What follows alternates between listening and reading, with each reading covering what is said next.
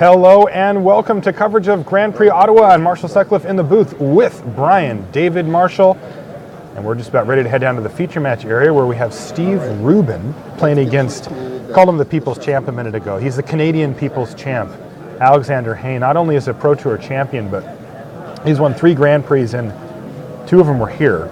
Yep, and he's heading to Canada. He's going to be heading to Worlds, Worlds Week in a couple of not too long from now, playing in the World Magic Cup and as the Canadian national champ. Yeah. Now he's playing against Steve Rubin. What do I need to know about Steve Rubin? It's funny. We saw Steve Rubin sitting diagonally across from Ari Lax. Steve Rubin was actually the guy who, as far as I know, built Ari Lax's Obzon deck that he won Pro Tour. That name did ring a bell. Interesting. Yeah. Let's see if he's good at playing Obzon here, as he's got an Obzon Falconer out, but it looks like he's got red mana, so I'm expecting more of a Mardu build from Steve here. There you go. Attacks with the Falconer. This is his land drop, but he does hit a Horde Chief, so pretty nice. You God, did you see what is in his hand? Some pretty good cards in his deck. Like Sorin? But Alexander Hayne is discarding. What? He just discarded Bitter Revelation. Oh, no. Yeah, so... Also, a little bit awkward to have Forest Mountain discard Bitter Revelation and Misfire Weaver. Yeah. I feel like Alex may have gone a little deep here, but this is going to get ugly because Steve just hit the land he needed. Yeah. And he's going to play Sorin. Yeah, off his Bloodstained Mire for extra brags. Right. Exactly. And he's going to get in there for what, 3, 4, 5, 6, 7, 8 damage right now? This game's going to be over very quickly. Immediately pluses it. Just swings with everybody. God, he's even got a Bitter Revelation of his own in hand for reloads later. Like, just has it all. He's got plays for next turn. And I don't think Alex can come back from this, even with a land drop. Like, any random morph is not going to get it done here. Yeah. And we're done. Yeah, I mean, Steve Rubin was 1 mana away from, 2 different removal spells. Yeah, Throttle. And, it's just, it got a little ugly there, to be honest. But this is going to be interesting because Alex did discard 2 spells that really show Steve Rubin that he's essentially on a 5-color deck, most likely. Right. So Steve is going to be able to actually make an educated sideboard decision where, if he discards a green and a red spell, he's going to think he's probably up against Teamer, and he's going to sideboard accordingly. But now he knows, look, I want to try to be either really fast or try to go over the top of the 5-color deck. So, there, and you see, interesting, sorted a Hordling Outburst to the front of his pile. Oh man, that's a good one. If he's going to dirtle around, I'll just make 3 guys. Yeah. Give them plus, a little bonus from Sorin. Yeah, I like this.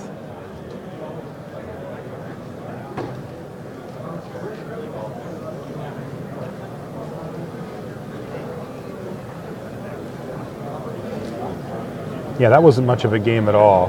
Alex looks like he's going to switch out a couple of cards here. Bringing in some extra lands. Just going up to 20. Yeah, I mean... I wouldn't be 50-50 to draw land every time. Yeah, it's interesting because, these 5-color decks, they'll run 18 like most decks in the format, but they'll even bump up to 19 occasionally if they need an extra room to make sure that you can hit all the numbers of mana sources that you need. And sometimes you'll leave, we saw Reed Duke. I know people have been poo-pooing the banners. We certainly have been poo-pooing the banners. I'm not a big fan of the banners. But you saw Reed Duke playing a banner in his field, almost like a 19th mana that you could cycle later in the game. Yep. Yeah, we're talking about that with Ben, and he brought up a good point, which is that sometimes you look at your mana and you count up how many different colors of mana source you have. So, let's say you have, 7, 6, 5, 4, something like that, right? Yeah. But they're spread out among different cards. Sometimes you just can't, with the lands you have, get up to the requisite number that you need. So if you play a banner, it gets you 1 of each just by playing that 1 card. And sure, it's not an ideal card, but it can get you to where you need to be. All right, that's Ari Lax, the Pro Tour champion. Playing against Grand Prix champion Seth Manfield. 2 times. Yeah. Oh, another Sorin. It's the Sorin side versus... What? Sorin, oh my goodness, another one? It's Sorin versus here at the feature match table. What is going on here? Uh-oh, Savage Punch. Yeah. I'm going to Savage Punch your Abomination. It is an abomination to everything I believe in. Yeah, looting, value, flying, all of it goes down. Yeah, just gone. Yeah, you can't blame him there. And he's got a debilitating injury to finish off the Archer's Parapet. And Seth Manfield just putting a thumping. Wow. called in a cleaner. Yeah, he's like, I don't see the trophy anywhere. Take that. Now let's see what Ari Lax can do to recover here. Well, it's not too bad. Sage of the Inward Eye, but I don't know if it's going to be enough. We don't have life totals, but a 3/4 flying, you know, it'll block down on the ground on that Highland game, which is pretty nice. It's going to threaten Sorin. Actually, that's just a great play, unless he's at really low life total, which is hard to imagine he is, as he just had 2 blockers last turn. So, interesting here. Players, this is the last call for the rebound event. Please proceed to the tournament. All the 3/4 flyers here for Ari Lax. Ari did really well at the Pro Tour. One of his drafts was a straight-up 5-color build. Yep. Yeah, I remind you that He had a memorable moment against Yuya Watanabe where he top-decked the white mana source he needed to play Zergo Helm Smasher and hit Yuya for exactly 7. And he did that in an emphatic way too. So I was down in the feature match area when that happened. He was so relieved. Kind of felt a little bad for Yuya just because like there's so few cards that can actually get 7 damage in at haste speed, but that's one of them. And here is a Sultai Scavenger, and he's also got a Disowned Ancestor that he's going to play this turn too. Yep. He's empty. He's hell-bent. He is. He's on empty. Sorin is awkwardly at 4 loyalty, meaning that the Sage is not going to be able to kill Sorin on its own. Looks like they're underway in the other match. We're going to jump back over. Alexander Hayne, yes, definitely on the full 5 colors here. Yeah, And he's facing Steve Rubin, who's got a Leaping Master. So 2 completely different approaches to the format here. One aggressive, assertive Mardu. I see an Ankle Shanker in his hand too. And the other one, a much more slowed down version with morphs and 5 colors. So who will win? It looks like the real question is who's the Hayne's good 4 guys? color, by the way. Oh, he's 4, Yeah, no white? No white. Okay, Even though he has a Flooded Strand in his deck. all right. But no planes to fetch. And he's really looks like he's Sultai splashing red. Okay. This is definitely, all of the color combos are options. He's going to play another morph after attacking. The real question I have here is, who's the good guy? 4 color or the aggro Mardu deck? I think 4 colors. You got to root for the 4 color. I think 4 colors the good guy. Yeah, all right. So, bad guy Steve Rubin battles in there with his Leaping Master. And he's actually just passed the turn back here with no play on turn 4. Kind of interesting. Could have a bring low or something along those lines, but he's taking on some risk here by letting Alex untap. Because if Alex plays the land, he can flip up either of his morphs with the mana. And there it is. He's got that land. So, red zone. Pretty typical here of just to take the 4 damage and, no kill let shot. Alex. Yeah, there was no kill shot either. That's a good read too, BDM. That would have been a nice one, but no. And in fact, Alexander Hayne looks like he's just going to do nothing for the turn here. But thanks to the miracle that is morph, he's going to be able to dump his mana into something. If you don't something. unmorph, nothing bad can happen to you here. He's going to unmorph, just not yet.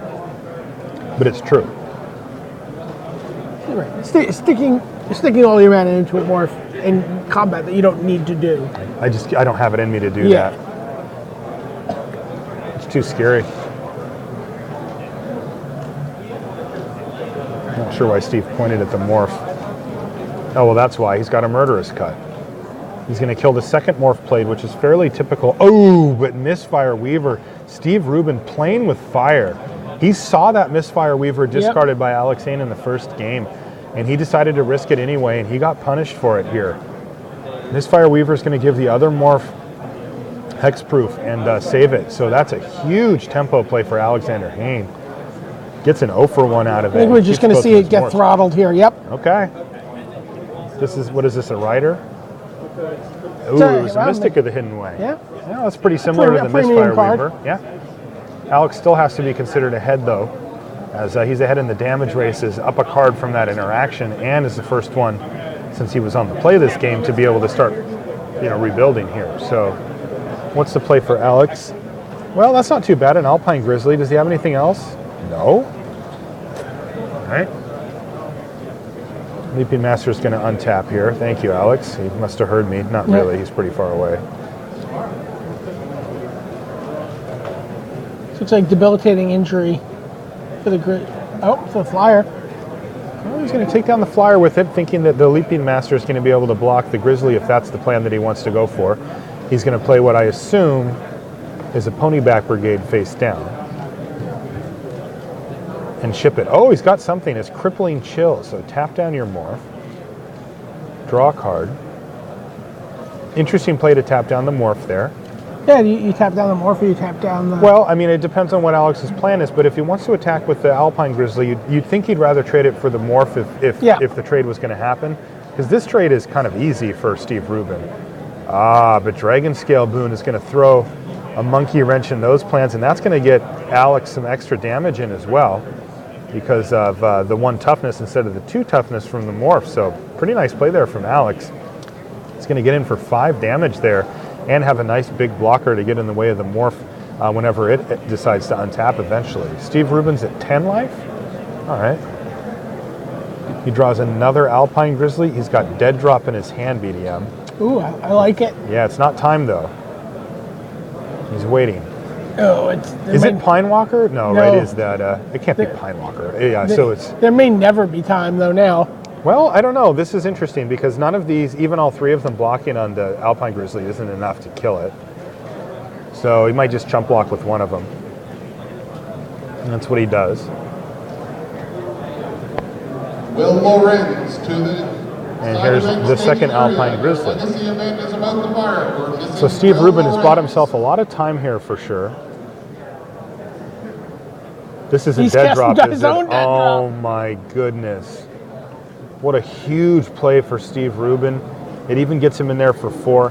This Ponyback Brigade was just disgusting for him. He saved him a bunch of damage, and now Alexander Hayne's dead drop looks pretty miserable. He's going to have to fire it off if he doesn't have a blocker. Oh, he doesn't have one, I guess. We are missing teams Cooney and Derek. He's got enough to play it. Maybe I missed off. To the two-headed giant area. He's got to have something. He drops down to 9 here. What is going on over there for Alexander Hayne? That is a dead drop, is it not, BDM? It is. What is he waiting on? There's He had black Kumar mana. Bonkin. He didn't want to dead drop the tokens, I guess. Yeah, I guess he's got something else that he can deal with the tokens with. Maybe he's got like a Water Whirl or something in his deck. God, I mean, in his deck, like, I mean, any he's creature hoping. holds them off pretty nicely. You know, all Steve had was 2 1/1s and a 2/2, but it puts a lot of pressure on Alex to draw that creature very quickly. Wow, he's going to crack that thing too. This is interesting. Well, he has to now, right? Why? Because he's just dead if he doesn't. No, I'm saying he's cracking his flooded string. Oh yeah. Maybe he's going to treasure. Did he draw treasure cards?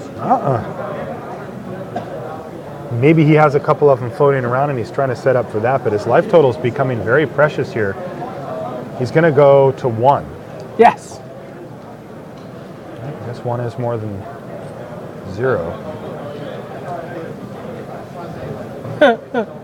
He must have treasure cruises and be waiting for those, but He does have a treasure cruise in his could have had another couple of life and chipped away here, but he waited. Preserves his graveyard for another time. Here's Oh, the Shank Dad, and that's going to do it. Steve Rubin just runs over Alexander Hayne in 2 quick games. That's what happy Steve Rubin looks like there. yeah. That is actually pretty much happy Steve Rubin. Okay, face. is it? All right. Yeah. What is that thing? That thing looked cool. It was like a super skinny iPad or something. No, I think it was like just a board that when you write on it, like almost like an erase board Okay. of some kind. All right. Well, I think we can jump back over to Ari once that one's ready to go, and we'll take an eye on what those guys are up to. Last we left, it was a pretty close situation. Ari looked like he was trying hard to stabilize, but Seth Manfield was really getting aggressive. They're shuffling over up. there too, Rashad? Okay. Well, when they're ready to go, we'll get in. Do we know who won the first game? Who do you think won the first game, BDM? I believe Seth was ahead. I believe Seth won for game 1. All right, well, I guess that leaves me with Ari, so we'll find out Yeah. in a minute. I did not think Seth. I didn't think Sage of the Inward Eye was going to be enough. Wasn't enough? Wasn't enough there. Okay. Well, I got Ari, so we'll see. He did need more help than that. You are correct. Yeah. But he had attacked, when we left, he was attacking Soren, and it felt like he had a follow-up play incoming.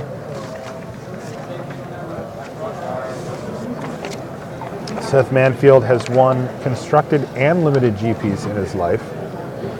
He's an all-around player for sure.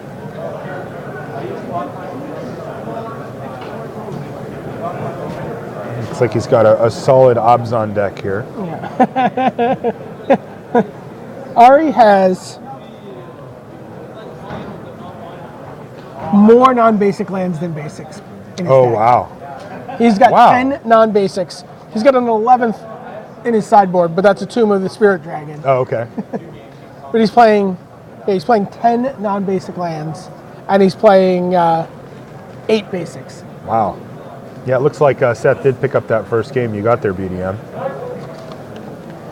Over on Seth's side, I see some interesting things here. Thoughts on Dead Drop in the sideboard? Ooh. Kind of interesting. He's heavy green-black. He's only splashing white Okay. for a couple of good cards, though. Suspension Such as Field, Soren, Obzon Charm, and Obzon Ascendancy. Oh, wow. He's splashing both of those, and then like I said, How do you the like Soren. Obzon Ascendancy? I love it. Yeah. Yeah, I just like the fact that it gives you those tokens. That's a real key, right? Yes. Like, I mean, if you're ahead and you play it, you're never losing. But when you're behind and you play it with even just 2 to 3 creatures, you just feel like, okay, I can buy some time, I can block, I can do something. Right. And it's super difficult for that play where you've sort of stabilized with your opponent's like, I've got 1 removal spell to get my last guy through. Yes, and now you're like, That doesn't happen. Here's the ghosts.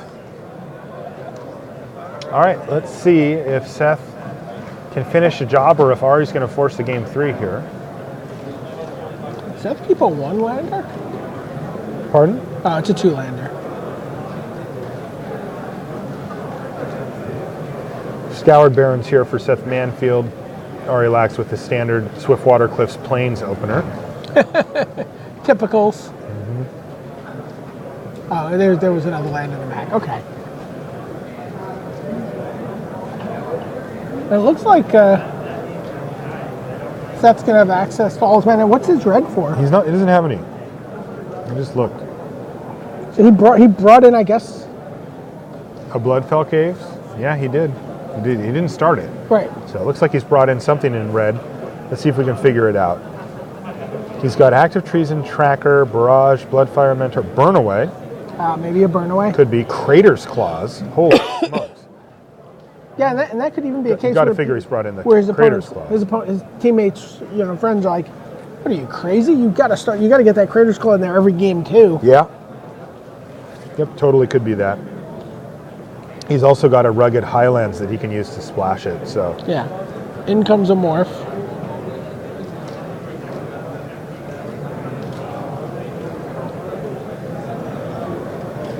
What are you thinking about on 4 mana? Your opponent's morph. Just Canyon Lurkers is the main one.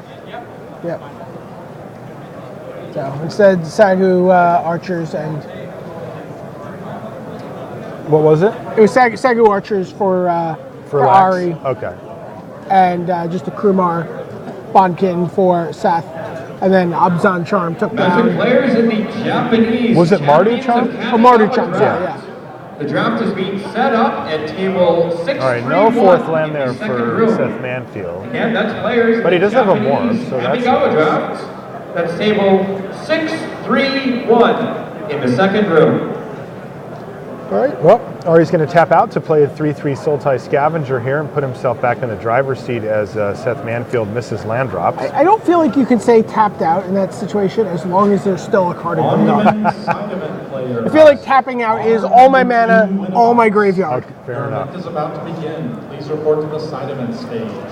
Morph hits the red zone, and Ari's going to snap it off. And I think he's going to pick up a couple of counters here Yeah. with Obzon Charm. That's a nice play there for Seth Manfield. Now he's got a 4/4 morph, and he gets to eat a creature. A really solid little 2-for-1 there. So, well, now we know why Ari Lax was comfortable taking on that kind of risk. Throttle immediately kills the morph. All right, so a nice resource exchange happening here. Well, Seth Manfield, I think, is going to have to settle for a Skull Hunter here with no raid. I like to call him Skull Punter when you play him with no raid. Something's gone wrong. And Ari Lax has now entered the game, the phase of the game where he just starts hard casting, morphs face up. Face up Snowhorn Rider. Yeah, that's pretty good against the 2/1. And it looks like a Tuskard captain for Seth, but he is way, way behind now. And still missing land drop after land drop. So Ari's going to battle with Snowhorn Rider. Gets in there for 5. Plays a land. What's the follow-up play here for Ari? Is it another face-up morph? To start windmilling huge drops. Squad. Hey, yeah, shot squad indeed. Good call, VDM. All right, there's a land. Now, is Soren enough here? That's the question. I don't think that Soren's Snowhorn enough. Rider is just too big. Maybe something like a Smite the Monstrous out of Seth Manfield. That would help get him there. I see he's got Dragon Scale Boon, which can help team up to block the Rider, but it gets so risky. Oh, yeah. Oh, no. Yeah, it's just a 2-for-1. It's a 3-for-1 if the thing gets killed. Yeah. He's risking a 3-for. Absolutely. Instead, he's just going to play his long shot squad. He's going to take a little bit of a beating. He is sitting on Obzon Ascendancy. He is. He wants to try to get as many bodies down while not risking his life total here.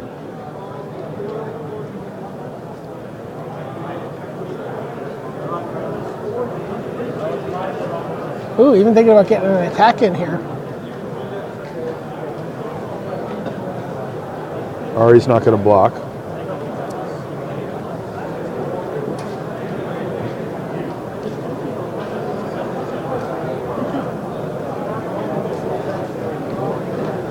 Yeah, that's a pretty nice spot there for Seth, because if Ari does block, he can use Dragon Scale Boon to just eat the long shot squad and set up a nice block. So he's making a vampire token. He does. He makes a 2/2 flying vampire here. And he really just wants Ari maybe to take a turn off. He's just like fogging. Yeah. Fogging while netting a creature is pretty good, even for 4 mana.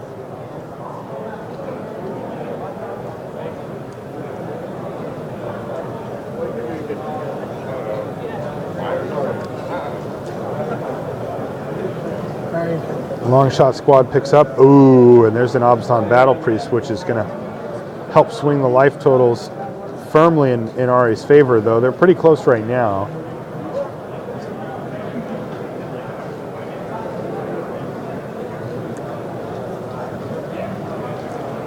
You're at the point where you have to snap off that Ascendancy yet? Yes. I mean, if he feels like the long shot squad can block and make a difference on the board, then he probably is going to have to play it here. And it might make more sense to build out his board against the Snowhorn Rider as well, where he can find a double block somewhere that makes more sense. But he is under a lot of pressure and is going to need to get that Ascendancy online probably next turn. In the meantime, he's going to battle and play a long shot squad. All right, so he's trying to set himself up as best as possible for that Ascendancy. But Ari Lax is got a nice board state of his own. 2 Savage Punches in his deck. Who does? Seth Manfield.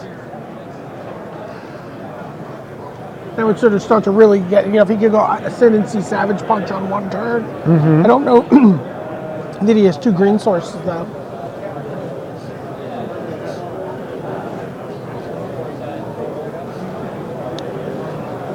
Wow, double block on the long shot squad.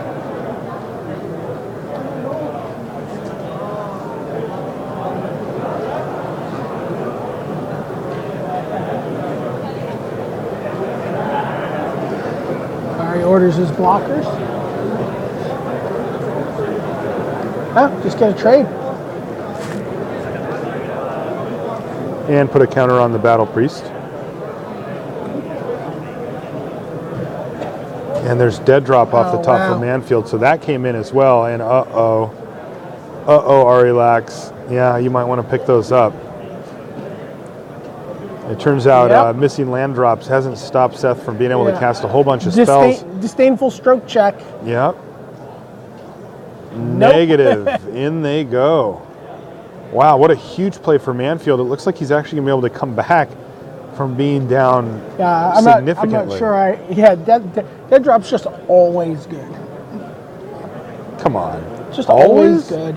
Like even if you don't have the I'm just saying like in sealed, you're always just going to have cards in your yard. You're just going to trade things. Everyone has morphs. Morphs always trade. 2-drops trade with morphs. You always have fodder for it, regardless of where you're at. Yeah. All right, Abzan Ascendancy. Huh. All right. Smite the Monstrous now actually has a target, so that's pretty good for Ari. But in the meantime, he's going to take 6 to the head here. And to get that target, he had to Mako Spirit. He had to let that Abzan Ascendancy resolve. Uh-oh. Miss Did you get trigger? it? No, looks like you got it. No. In fact, Ari's actually getting him the Spirit token. Aw.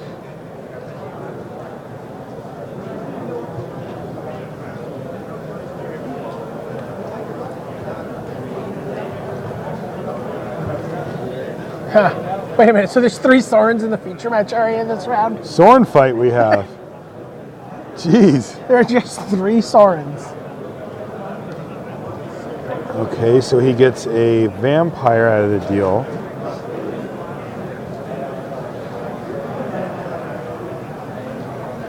And Seth has There's Dragon Scale Boon, Swarm Swarm of of Bloodflies. Yeah, which he can try to set up here, or he can just keep up Dragon Scale Boon mana if he wants to run over that vampire. He's also got to figure out if he wants to attack Soren or not. It's normal to attack Soren, but remember, Ari's at 8. Yeah. Like, it's not...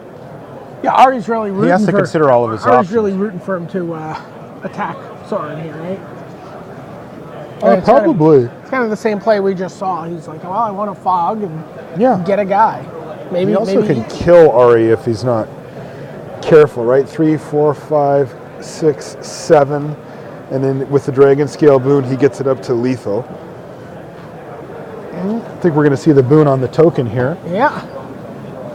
The boon is going to untap, put a couple of counters on there, and that's going to eat the vampire. Soren dies. He takes no damage. And Ari Lax has to scoop him up. So that's going to do it. Seth Manfield. Ari shows him 2 lands, Seth shows him 2 more spells. Yeah. I mean, that's what happens when you miss a bunch of land drops like Seth did that game, right? Yeah. You end up getting way ahead on spells.